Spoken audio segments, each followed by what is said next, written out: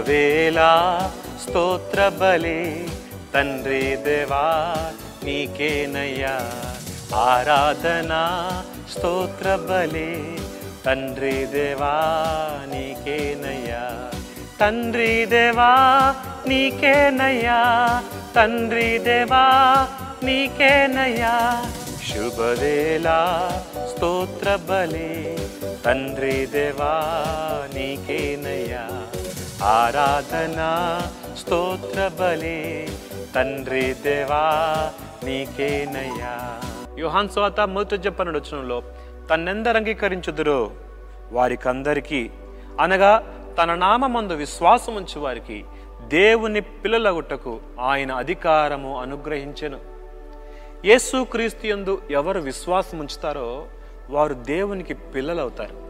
నువ్వెవరివైనా కావచ్చు, నువ్వు బలహీనుడు కావచ్చు, నువ్వు పేదవాడు కావచ్చు, నీవు అనాథవు కావచ్చు. ఆదరణ కలిగించే మాట ఏంటో తెలుసా? నీవు ఆయన యందు విశ్వాసం ఉంచితే నీవు ఆయనకి కుమారుడు అవుతావు, నీవు ఆయనకి కుమార్తె అవుతావు. నీకైనా తండ్రి అయితే నువ్వు ఆయన్ని పిలవచ్చు. కొంతమంది అడుక్కునేవారు అమ్మా అని పిలుస్తారు. అమ్మా అని పిలిచినంత మాత్రాన వారికి అమ్మవుతారా? కాదు కదా, వారికి సంబంధం లేదు. అయితే యేసుక్రీస్తుని నిజంగా నువ్వు తండ్రిగా కలిగి ఉండాలి అనుకుంటే ఒకటే, ఆయన యందు విశ్వాసం ఉంచాలి. అప్పుడు నీవు కుమారుడు అయి అధికారాన్ని నీవు పొందుకుంటావు.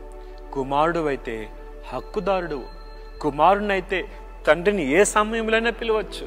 తండ్రి, నాయనా, అబ్బా అని పిలిచి నీ సమస్యను, నీ గోడును ఆయనతో నువ్వు పంచుకోవచ్చు.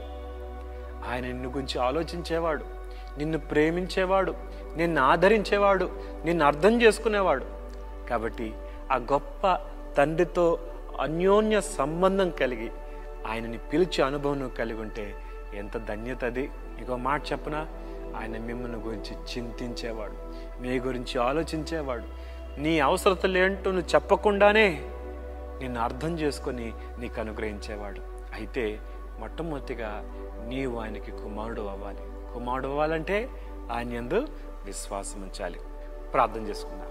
మహోన్నతుడకు దేవా, సర్వాధికారి నీకు స్తోత్రాలు. లోకంలో ఎవరికీ లేని ఆధిక్యత, దేవునికి కుమారులమయ్యే ఆధిక్యత మాకిచ్చావు. అందుని బట్టి వందనాలు. ఈ ఆధిక్యతను బట్టి సంతోషిస్తూ ప్రతి పరిస్థితుల్లో నీ మీద ఆధారపడి బ్రతకటం నేర్పించమని యేసు నామములో అడుగుతున్నాం తండ్రి. ఆమేన్.